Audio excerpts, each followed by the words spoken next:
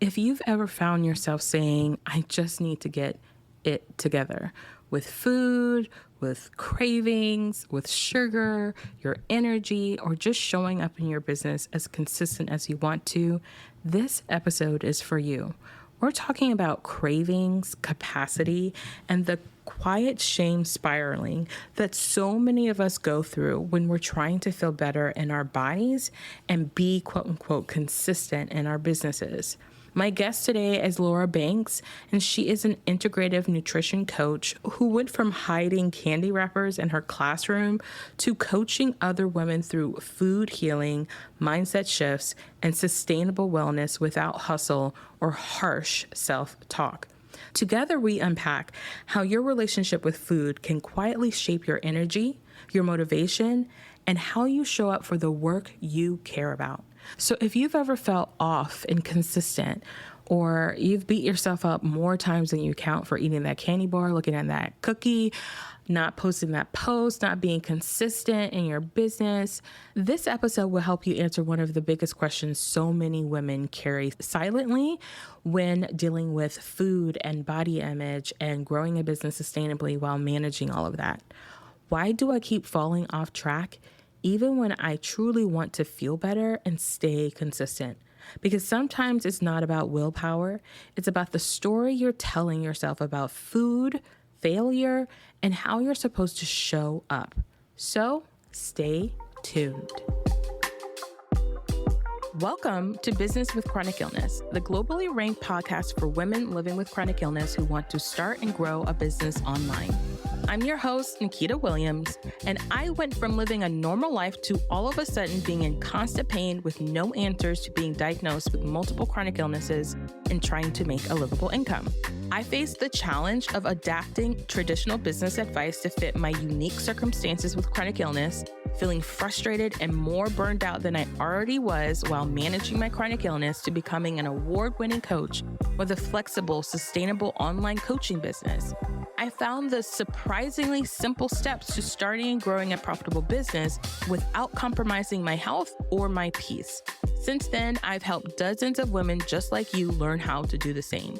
If you're ready to create a thriving business that aligns with your lifestyle and well-being, you're in the right place. Together, we're shifting the narrative of what's possible for women with chronic illness and how we make a living. This is Business with Chronic Illness.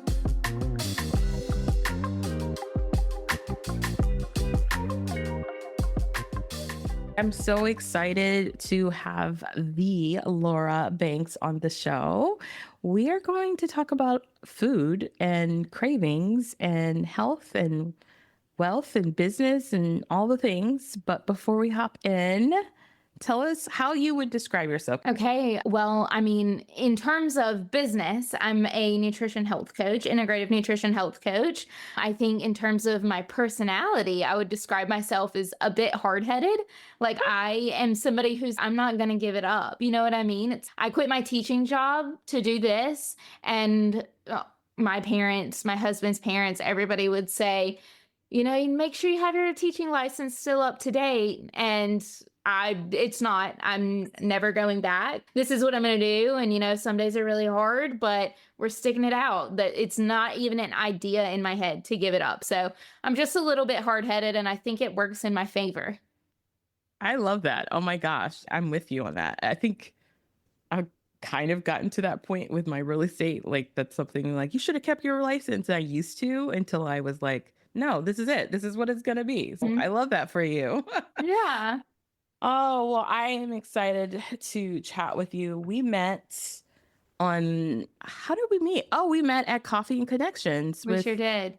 With Angelica. And it was my first networking event here in Jacksonville since I moved here. And we hit it off. I think I connected with you because we were talking. We were in a group of folks talking. I'm sharing this because I feel like it's pertinent for what I've been noticing on social media about this particular person. And we were talking and we were like, two girls were talking about something. And I was like, yeah, me and you were like really quiet. And I was just like, I wonder why she's quiet and I wonder why I'm quiet.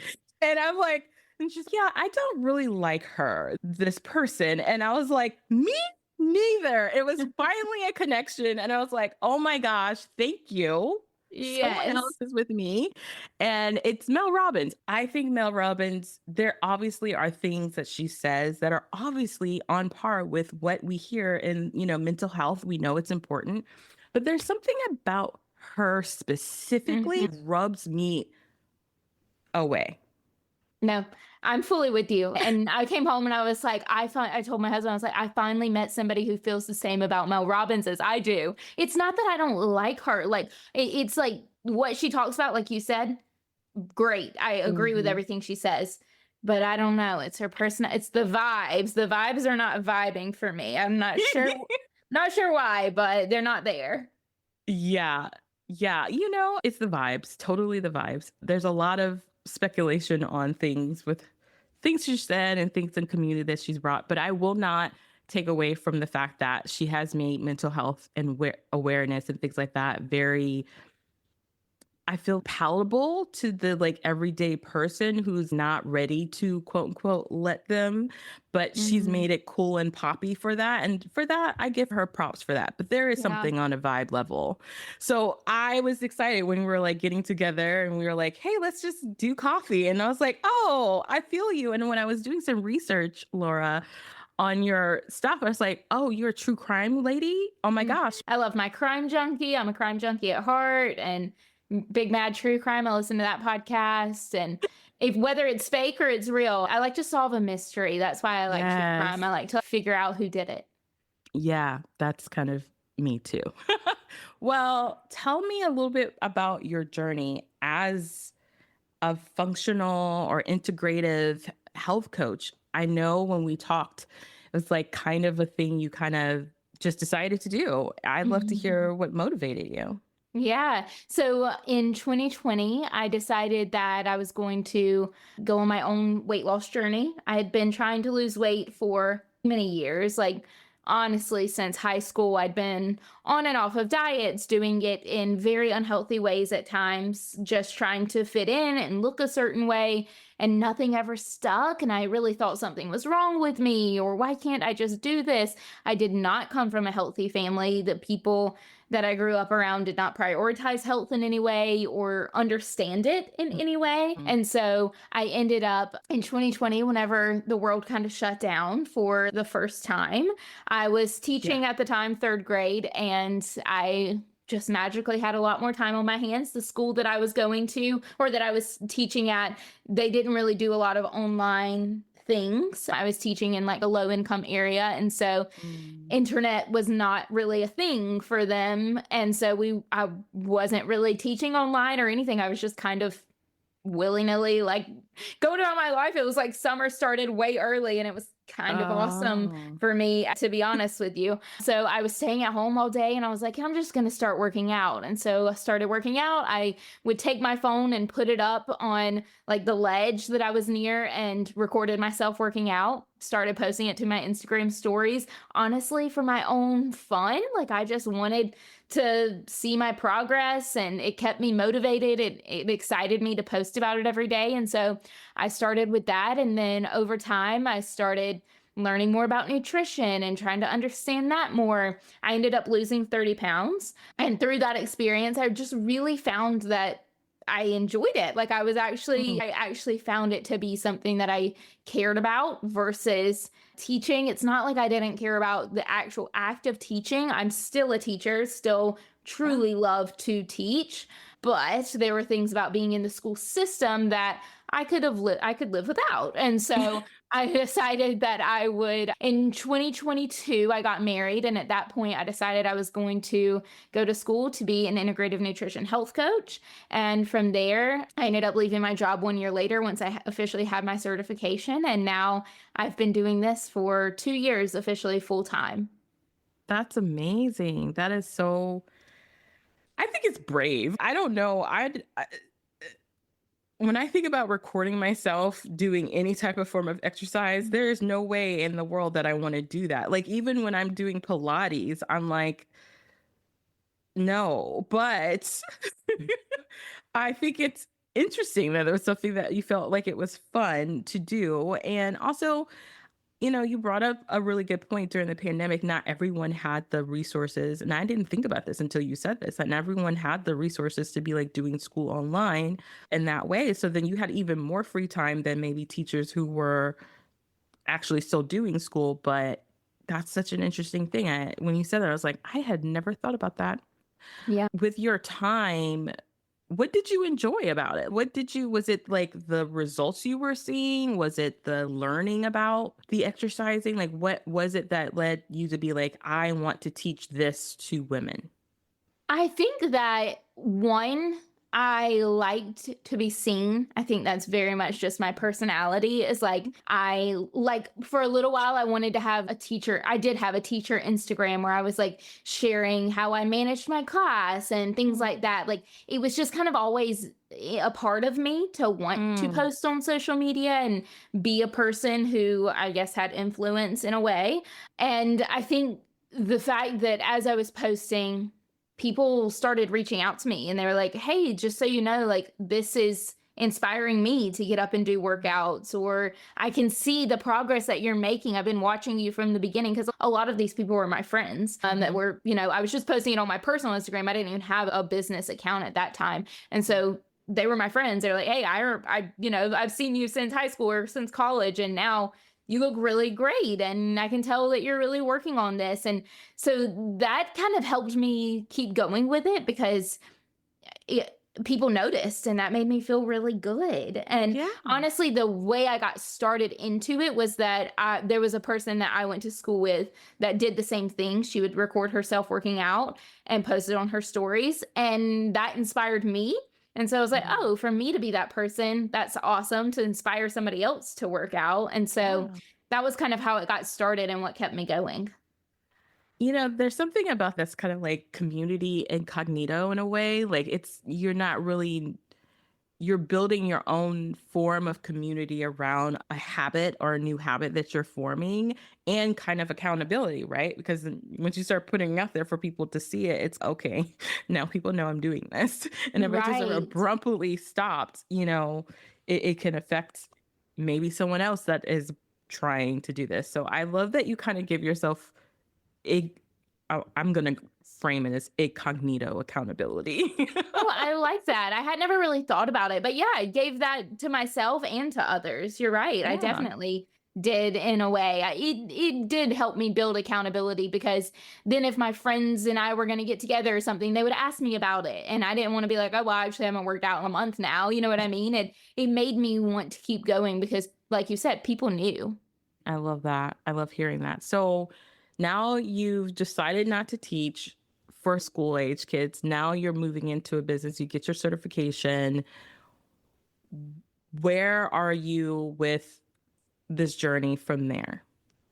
I like to say that my health journey was kind of split into two different phases. One was the weight loss, and then the second was healing my relationship with food. And I wish that I would have done those opposite because I Mm. think that my weight loss journey would have been shorter had I healed my relationship with food first. And that's now what I help women with is healing their relationship with food.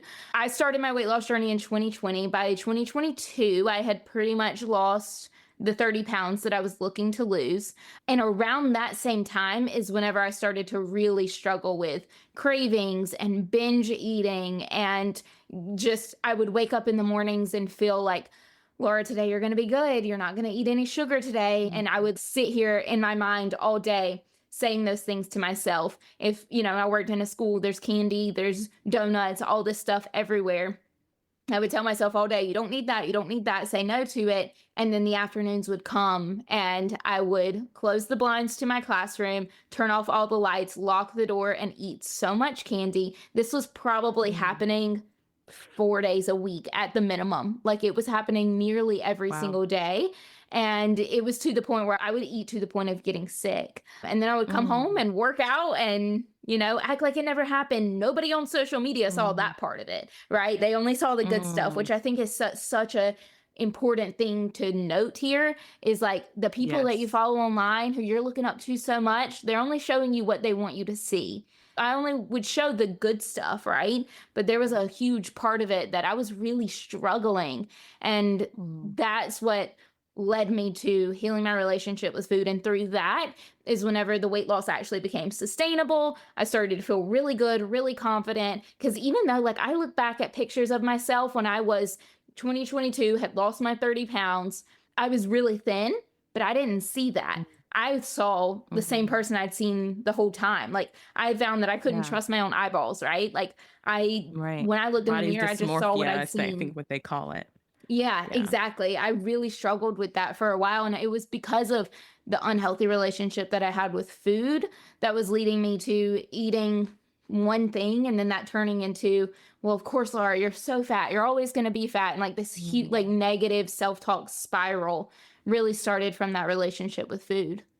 It's so interesting listening to your story when it comes to food. I think all of us have some type of trauma or relationship to food that's either tied to how we look, how we feel. I know for me and a lot of the women that I coach who have like chronic illnesses and who we have a very complicated relationship with food because of some foods make like the right quote unquote foods can make you feel just as bad as the quote unquote bad foods can make you feel bad. Right? And Mhm. so I know for myself personally, that's always that I shouldn't say always, that's been more recently and an understanding I'm seeing with my own relationship with food is the place we're supposed to get nourishment and like it's supposed to make us feel good. Sometimes even in the food that we're supposed to eat that's good for you, it's not necessarily good for your body. You have to find what's good for your body. And to your point, we struggle with that.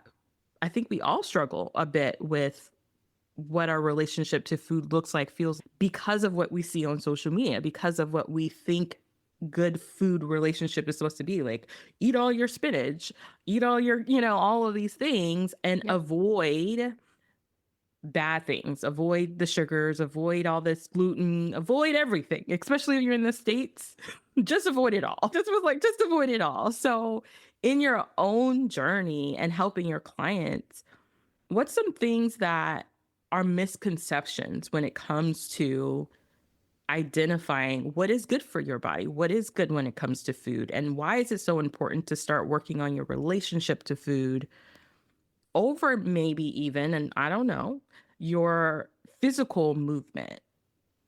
Yeah, and that's such a good question. And it goes back to something that I like to talk about a lot called bio individuality. We are all completely different. Mm. You from your mom, she literally birthed you. You're completely different from her. You from your sister, who have the same exact two parents, you're completely different than her. Like, we are all genetically completely different humans. And Mhm. so that's why it is so harmful to follow somebody on social media and then, like right now around the time we're recording this, there's an influencer. She's been around for 5 years and she has been around like posting healthy recipes, weight loss recipes, and for the last year, she's been on a GLP-1 medication. And nobody knew about it until the other day. And now people feel super deceived. They're like, they had bought her program and essentially been selling if you eat like me, you'll look like me. And people were like, why Mm. am I eating like her and not looking like her? And Mm. now it's coming out that she's on a GLP-1. So everybody feels super deceived by it. At the Mm. end of the day, it doesn't matter I was whether just she's on gonna a say, GLP-1 or not. yeah. You are Mm. completely different than her. Eating like her is not going to make you look like her at the end of the day, right? And so Mm. it's important that we note that bio individuality. Another thing that stood out to me about what you were saying is you're like, what's good for my body and what's bad for my body. That language is harmful in and of itself. So Mm. a lot of times we're like, oh, I ate so good today, because that means you ate a salad and you ate grilled chicken and you ate the good foods.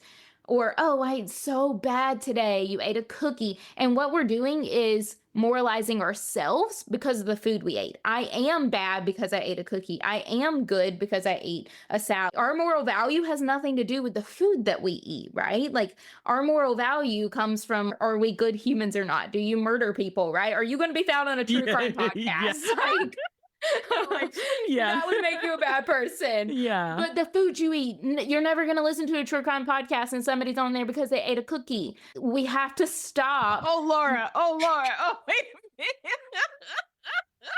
Wait a minute. She said you ain't gonna be on a true crime because you ate a cookie. Oh my goodness. That's hilarious, but so true. It's so true. True. We act like we're like committing a crime when we eat something that's quote unquote bad for us. And so a huge piece of what I like to start with clients is pay attention to the language. The language plays a really big role Yeah. in our relationship with food, and once you start to heal that relationship with food, everything gets easier.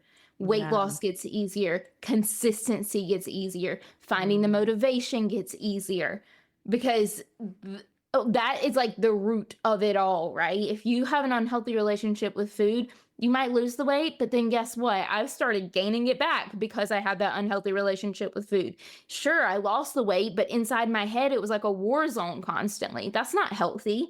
Yeah, I Yeah. might on the outside look healthy. I might be doing all the healthy things, but I'm not actually healthy because my Yeah. head is like all kinds of spinning all the time, you know? Mm. So, yeah, I think that healing the relationship with food is like the root of everything. Ooh.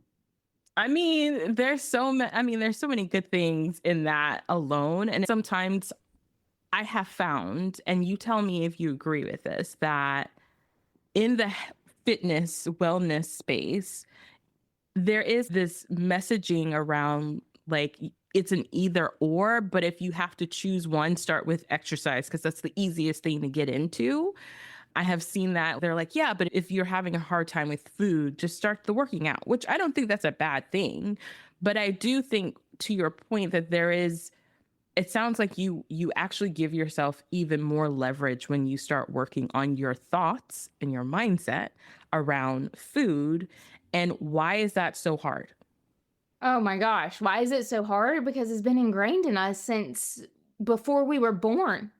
When your mom was pregnant, she was having thoughts of, oh my gosh, I'm getting so fat. Oh my gosh, this baby's going to change the way my body looks forever. And then you came out and she's, oh my gosh, I have to lose this baby weight. Before you were even born, the thoughts that your mom was having were impacting you and your relationship with food and your mindset, right? Mm. And so now that we've spent our whole lives listening to other people talk about food in that way, then eventually thinking that way ourselves, those are the pathways. I like to think of our brain as having a million pathways, right?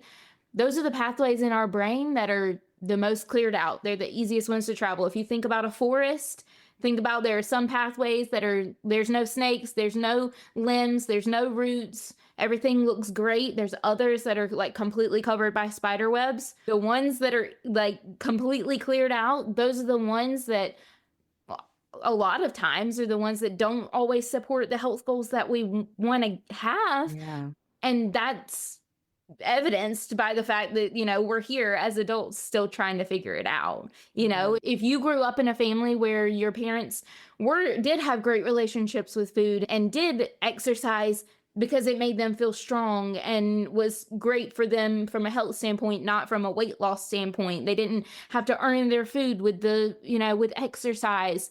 If you grew up in a great family that didn't do those things, then you probably have some very well cleared out pathways in your brain that support you having a healthy relationship with food. But if you're listening to this, you probably are not one of those people. So you have to be really intentional, right? Yeah. About thinking, okay, how do I start clearing these out? And I can give some ideas. That's ultimately how I end up helping people is with the mindset shift so that they can start clearing those pathways out so that they can get to where they want to be and actually stay there. Yeah. Such a powerful statement there of, some things, the way we think and what's ingrained in us is conditioning. You talk Mhm. about this a lot, even within our community of chronic illness. We're conditioned to believe that a label means that's a finite situation. I literally was just getting off of a recording earlier today of a woman who is 62 who was diagnosed with sickle cell when she was 6 that she obviously had since she was born, and the life expectancy rate is like between 45 maybe. And that alone is massive to think that, oh, my life expectancy is greater than what I was raised to believe is possible. And I think with the same conversation about food, it might feel like really impossible to change your thoughts or change how you view yourself with food. How does someone start to change how they're viewing their experience with food? Like, what are two categories do you think when it comes to eating that they need to at least start to kind of get a picture of shifting? I think that the first thing that we have to do is become aware of, do I have an unhealthy relationship with food? So asking yourself, becoming really aware of the language that you're using around food, how food is making you feel. If you I just noticed earlier, so this is me outing myself as not having a perfect relationship with food. And I just noticed earlier that I ate some Easter candy and then I took the wrapper and put it in the trash can and then put other trash on top of it so that my husband Mm, wouldn't come home and see that I had eaten that piece of candy. That's an mm, unhealthy relationship with food.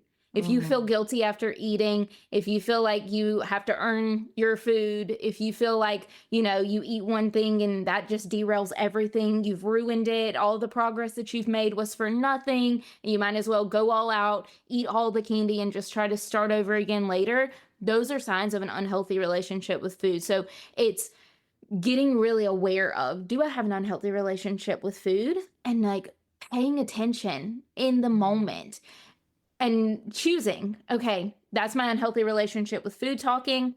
I choose not to let that happen anymore. Putting the candy wrapper on top of the trash. So what if he sees it? It's okay. mm, It's fine that I ate candy. I'm not worried about it. Next mm. time you say, oh, I'm being good, I can't eat that. Notice, oh, that's my unhealthy relationship with food talking. No, I can eat whatever I want to eat. Or simply say, that food is not in alignment with my goals right now. I love that That doesn't too. mean that it's bad for me. It just means that I'm on a weight loss journey or I'm trying to, whatever your weight loss, whatever your health goals are, that's not in alignment with them right now. That doesn't mean it's Mhm, bad, just means it's not in alignment. And so get mm, really intentional about the language that you're using. And just number one thing is become aware. Pay mhm. attention when you're using that language or when you're doing your daily actions. I love that. So, first step of something is, and this is everything, y'all, like, is becoming aware of what you're saying to yourself, what you're feeling in that moment. And it might, to me, it sounds like also like slowing down to acknowledge what's happening, right? Because if you aren't, and being curious, I don't like to say questioning, but almost like being curious, like, why did I just do that? What was that about? For example, for you with the candy, did you just automatically go, huh, why did I do that? Or was it what formulated your awareness to pay attention to that? Yeah, I think when it happened today, I put the candy in the trash can and then put something else on top of it, walked away, started eating the piece of candy, and then I was like, wow, I guess my relationship with food isn't perfect. You know what I mean? It was like one of those things where I think because that's what I do now, it's Yeah. literally my whole job is to help people Yeah. not do that. That I Mhm. was like, it was like more natural for me to notice it, I think, because that's what I used to do so much. I told you I Mhm. would turn off the lights, lock the door, eat all the candy, and then I would take all the wrappers and put them at the bottom of the trash can, hide them under a bunch of papers from the students that day so that even the janitor wouldn't know what I was doing. Mm. I will be so straight up honest with you. I don't even know the janitor's name at the school that I was at. But I cared so much about Mm. hiding the wrappers from them because nobody could know what I was doing. And so I think knowing those experiences in my past helped me now understand this. And it took a long time for me to understand that is an unhealthy relationship with food. It took a lot of education, a lot of listening to podcasts and reading books and joining programs to understand what that looked like, to find out what it looked like for me, because what it looks like for me might not be what it looks like for you or anybody else listening. And then it took me pausing and paying attention in the moment, right? It's now that I Mhm. know that this is what it could look like, let me pause and see if that actually is how it looks for me. The pause is the hardest part. And a lot of what I help women with is like sugar cravings and things like that, because that when you have an unhealthy relationship with food, those are typically much stronger because you're trying to be so restrictive that it's causing these intense cravings. And one thing I say is you have to pause and you have to pay attention to, like you said, what am I feeling in this moment? Where is this craving coming from? And how should I best move forward? Mm. Because it's in that pause that you get so many answers to so many questions. The Yeah. pause is the hardest part, though. I mean, to your point, like, there's a couple of questions I have for you just within what you just shared. The fact of being aware, right? The fact of being aware of your own hidings, because you will, you're like your own.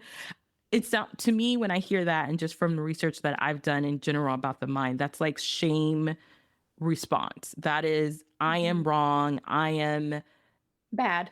bad, right? And so you mentioned some of the things that helped you be aware for your own particular situation, which was like education, learning, hearing, okay, this is what this would be. But what led to that step? Like, I'm curious because I feel like I think as coaches, because we're in it and we also do it for other clients, like we are like, we talk kind of high without realizing it. I want to know for you, from your experience, like before you became more aware, what was the moment that said, I need to figure out what the heck is happening? Like, why am Yeah. I doing this? Why am I still experiencing whatever? Where was that moment for you?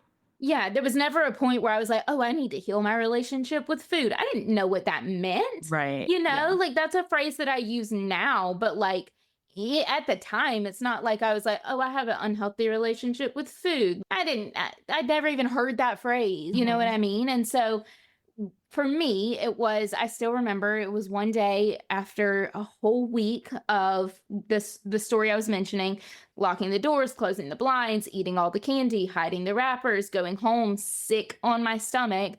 My husband came home one day and I was laid on the couch in tears because I was like, Mhm.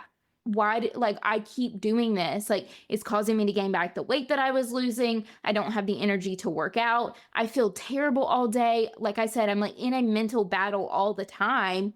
And my husband looked at me and he was like, you've got to figure something out, like you cannot keep doing this to yourself. Mhm. And I was like, you're right, something does need to change. Like obviously this is not healthy, this is not normal. And so I started with understanding cravings better because that was my true issue. Was I felt like my cravings started the second that I woke up and they didn't go away all day. Even after, Mhm. even in the afternoons I would have that binge eat, I would eat all that candy. 4 hours later after dinner, I'd want dessert again. Like my Mhm. cravings were so intense all the time. And so it started with me saying, where are these cravings coming from? Like, why do I have Mhm. these cravings? Let me figure this out. And through that is ultimately what led me to putting all these building blocks together to understand, okay, cravings are a small piece of this, but also it's the way that I speak about food and my actions, my thoughts, the fact that I wake up and my first thought is sugar and how I shouldn't eat it. It's all that restriction, the all or Mhm. nothing mindset. So through understanding cravings better, I started to fix my mindset as well. So it's not a willpower situation. It wasn't like, hey, I think when I hear that, it's like, I'm just not disciplined enough. And that's Hmm. why this isn't, it was like, no, there's something else, right? Like it Yep. sounded like you gave yourself some self compassion in that of being like, there's something else other than I'm just not able to avoid this. That's what I Hmm. feel like I heard yourself say in that moment. It was kind of reflected in your husband, me like, you can't keep doing this. You're like, you know what? Yeah. You're right. Yeah. Right. Yeah. Yeah, because I mean, I'd already been trying that. That's Mhm. what got me into this hole in the first place was me trying to rely on willpower and restriction. Mhm. It was like every day that I woke up, I just dug the hole a little bit deeper of me trying to be Mhm. restrictive and have more willpower. And I was like, one of my clients described it as white knuckling. Like she's just like holding Mhm. on so tight to try to make it work. And she couldn't make it work. And that's kind of how I felt too, is like, I just kept thinking if I could just be stronger, if I could just say no to the food, then everything would be fine. Mhm. And I think back to growing up. My unhealthy relationship with food didn't come from me, right? It came from family Your history, like I condition, talked about family. before. Mhm. And so I always think about my dad. He always said, talking about me and my mom and himself, always said, well, you just have to say no to it. You just have to stay away. We just have to stop eating the bread. We're just not buying bread anymore. We just have to stop buying the soda. And then we would, of course, buy the bread again. We would make one time trips to the store to get a soda. And, you know, understanding that it didn't come from me also helps me have a little bit of compassion. Like Mm, eventually I was like, okay, I'm starting to connect dots between the way that my parents spoke about food and the way that I now speak about it, and mm, seeing that it wasn't my fault. Nothing is wrong with me. This is not me being it's not me that's the problem. It's the culture, it's the language, and that stuff I can change, right? Like I yeah. can change how I think about food. For when you focus just on it being willpower, you either have willpower or you don't. You can't change that. And so I Mm, thought something was wrong with me because I didn't have enough willpower. And then I was finally like, it's not me, nothing's wrong with me.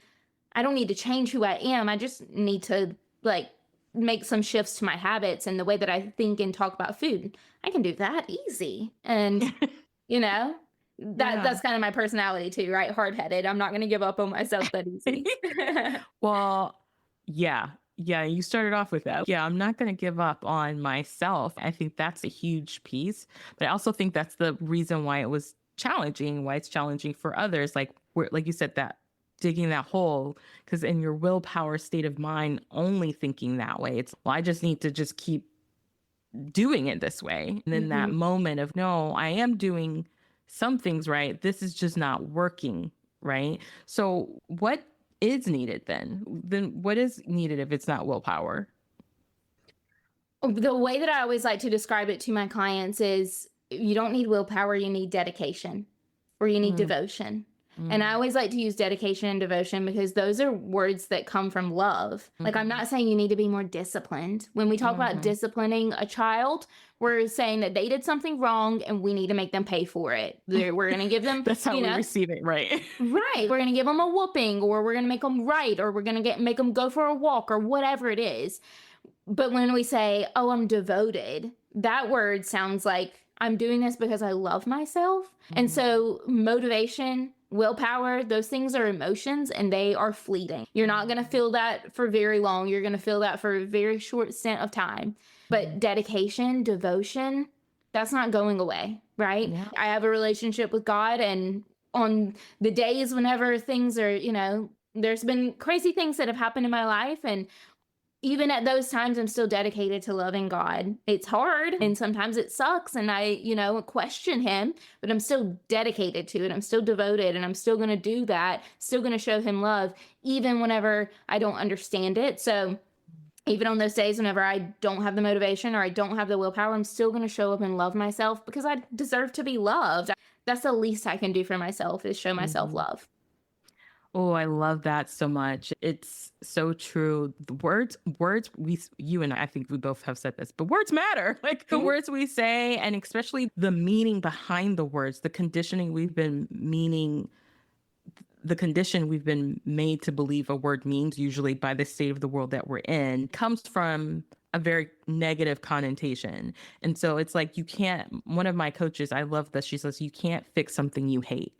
And it's such a powerful statement. It's true. You have to find self-compassion. It's kind of like how I feel with consistency. Like I'm like everybody's beating themselves up about being consistent. I'm like you don't need consistency, you need persistence. And that's Mm, different because that's a choice, right? Like it's in that dedication and devotion, like those are choices we're making versus mhm. being like, I don't have enough willpower. Like you said, like it's something I can or cannot have. So it's such a powerful shift.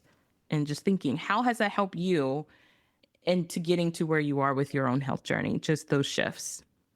Yeah, I mean, I think that ultimately that's what has allowed me to sustain my weight loss for now 5 years. It's what has allowed me to be consistent through life's changes. When I first started my weight loss journey, I lived in South Carolina. Since then, we moved to Florida. And I was teaching, and then we bought a house that was an hour away from where I was teaching. So I was driving an hour one way. It took an hour and a half to get back because I had to drive through Jacksonville after that. So, it's what allowed me to be consistent through that and then consistent through quitting my job and becoming my own boss, where sometimes it feels like there's not enough time to do all of the things that I need to do for my business and also take care of myself on top of that. Like, Mm, there was a point where I was coming last in my own life, right? And so I had to realize, okay, I'm going to be a better coach. I'm going to be a better business owner. I'm going to be a better wife. I'm going to be a better sister and daughter if I take care of myself first and then do all of these other things. And Yeah. so having that really solid mindset and the way that I speak to myself, that's just was is what has allowed me to be consistent through all of these life's changes.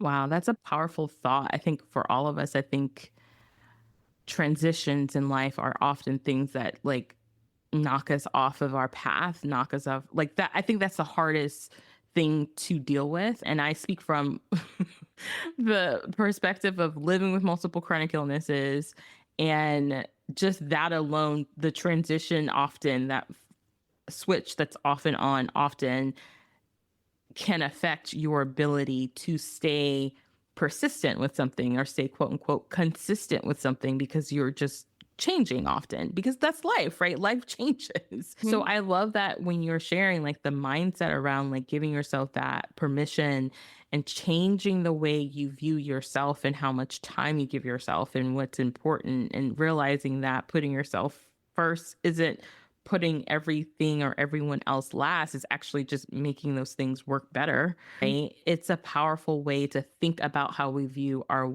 bodies and how we eat and all of that. If you had to tell someone who's like listening to the show, so I know there's quite a few women who are busy.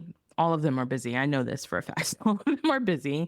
All of them are dealing with health situations. Many of them are going through perimenopause, the thing that nobody knew about until, I don't know, the last year feels like.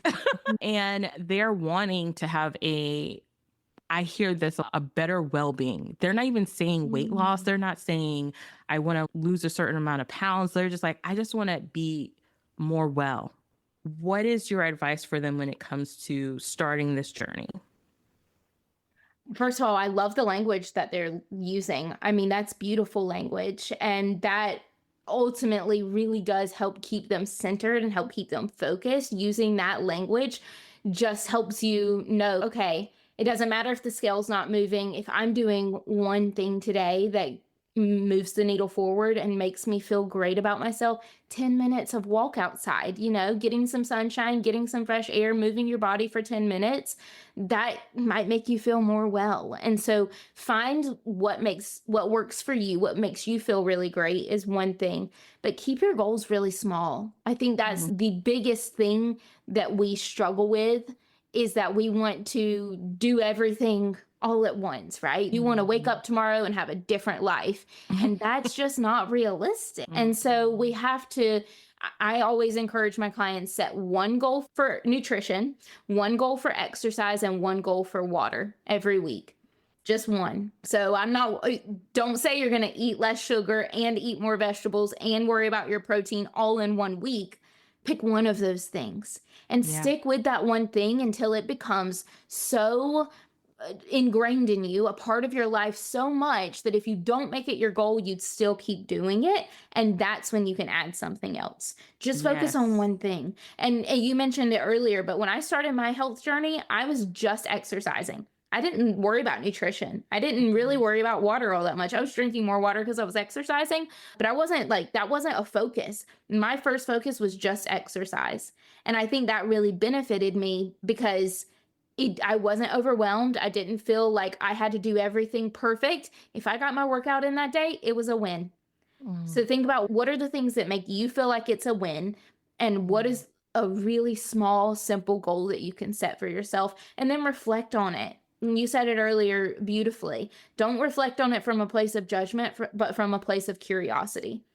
Did it Mhm. work? Did you do it last week? Yes or no? If you did, if yes, then what made it work and how can you do that again next week? If it Mhm. didn't work for you, how can you tweak something to make it work this week? Yeah. And so it's about continuing to show up for yourself and not letting one, derailed day or one time that you didn't do something completely just derail you and let you get down on yourself and completely give up on it altogether. Yeah, such good advice. I mean, that advice applies to, I think, everything, not just like Mhm. food, not just fitness. I mean, it's similar advice I give my clients who are starting a business, who are like trying to build these businesses that are amazing. And then the vision that they have is amazing. Like, I'm sure the vision you have for your wellness is amazing, but it's not going to happen overnight. And the more we try to force ourselves to make it happen overnight, the less likely it's actually going to happen. It's true. Yeah, because Like, you're gonna try so hard that you're gonna end up restricting or feeling like you're not perfect. It's that all or nothing mindset. mm, All in or I'm all out. You have to let that go.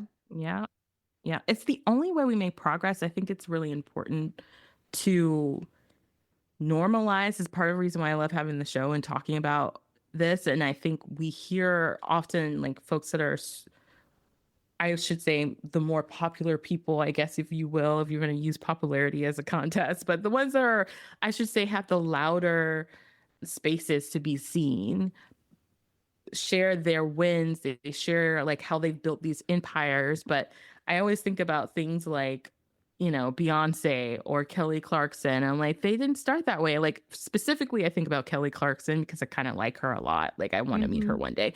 I'm like, she started on American Idol. Like, she started on this baby stage. Nobody knew who she was from Adam, like, nobody. And now we see her and she's got all these things, but it was like these small things that led to even her being on that show. And then we see her now, we're like, oh, I want to be just like her. But do you know the mountains and the paths she had to go to get to that space that That's she's so at? good. Right. And I think social media has done us a disservice with this, right? It just really has. It's just made us see, oh, yesterday you had 300 followers and today you went viral and had 50,000. You're like, what? That's not real life. And even when people go quote unquote viral, in whatever goal or thing that they're doing, you will see the next couple of days of videos will go back to normal because life is ebbs and flows. We have ebbs and flows. And I think to your point about just taking those small percentages, focusing on one thing at a time, and then building in capacity for another thing to try, another thing to do, is what helps us to actually create these bigger things that we see that just take time. Yeah, it creates momentum, right? Like Yeah. it helps. It's like a snowball going down a hill. It's what helps it build up over time and become this huge thing. Yeah. It's through those little things that add up over time. Yeah. Yeah. So I like to ask this question. What is something that you believed like in this journey or just in general that you thought was true that now years have passed? Maybe it's not years have passed, but now you're like, that's totally not true. The thing you believe with your core, and then you're like, no, that's totally not true. Yeah, I think it kind of goes back to the conversation that we're having right now is for so long I believed that I had to be perfect. And I think it goes back to my dad. I talked about him before. God bless his soul. He's a very sweet man, but he's a lot like me, unfortunately. And he always said, you're not doing anything worth doing is worth doing right. And what little Laura believed that to be was if I'm not doing it perfect, there's no point in doing it at all. And so Mm, for years, I believed that in order for me to start a health journey and see the results I wanted to see, I had to be full out perfect or it wasn't worth doing at all. And I was never going to make any progress and nothing was ever going to change. And that kept mhm, me stuck for years. And so I think it's mm, releasing that perfection, knowing that it's not just that I don't have to be perfect, it's that I don't want to be perfect. I don't even want mm, that anymore. I always think of it as two magnets that are the north ends facing each other. One is perfection, one is consistency. They repel each other. They're never going to mm, go together because perfection and consistency cannot and will not ever exist. And so I want consistency. So it's like I'm trying to stay away from perfection. I want that away from me. I just want to keep going day after day. And if that means that mm, today I got to work out in and then tomorrow I don't, then so be it. The next day I can mm. get back into it. And it doesn't have to derail me the way that I once thought that it did. And you see progress a lot faster when you don't let it derail you. I love that. That's a new question I've been asking, and every answer just feels, oh, that's so good. That's so good. Well, if someone wants to come into your world, by the way, Laura has a podcast. You definitely got to check it out. But tell us how they can connect with you and what's coming up for you this year. Yeah, absolutely. So I host a podcast. It's called Isn't She Powerful? Isn't She Powerful is where I do a lot of the education and the mindset shifts, and we go really deep there together. You can also follow me on social media. I'm Laura B. Healthy on social media, and that's where you'll get a lot of recipes and quick little snippets of mindset. You hear a lot more about my story on social media. I hang out mostly on Instagram, but I'm also on TikTok as well. Yes. And I'll, of course, we'll have everything in the show notes. But thank you so much for coming on and sharing your story and sharing some eye opening ways for us to shift the way we're viewing our wellness journey. I'm so glad that I was able to come and give some little nuggets. Thank you so much for having me. That's a wrap for this episode of Business with Chronic Illness. If you would like to start and grow an online coaching business with me, head to the show notes to click a link to book a sales call and learn how to make money with chronic illness. You can also check out our website at www.craftedtothrive.com for this episode's show notes and join our email list to get exclusive content where I coach you on how to chronically grow a profitable business while living with chronic illness. Until next time, remember, yes, you are crafted to thrive.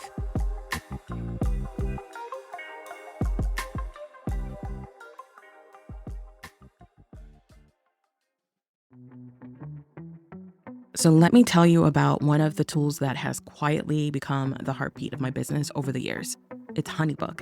I use it for everything. No, seriously, everything. It's how I book my podcast guests, bring on new one-on-one clients, even manage group coaching calls when my other platforms decide that they want to have a meltdown. From contracts and payments to contact forms to task reminders, HoneyBook keeps all of the moving parts in one place. And it is all automated.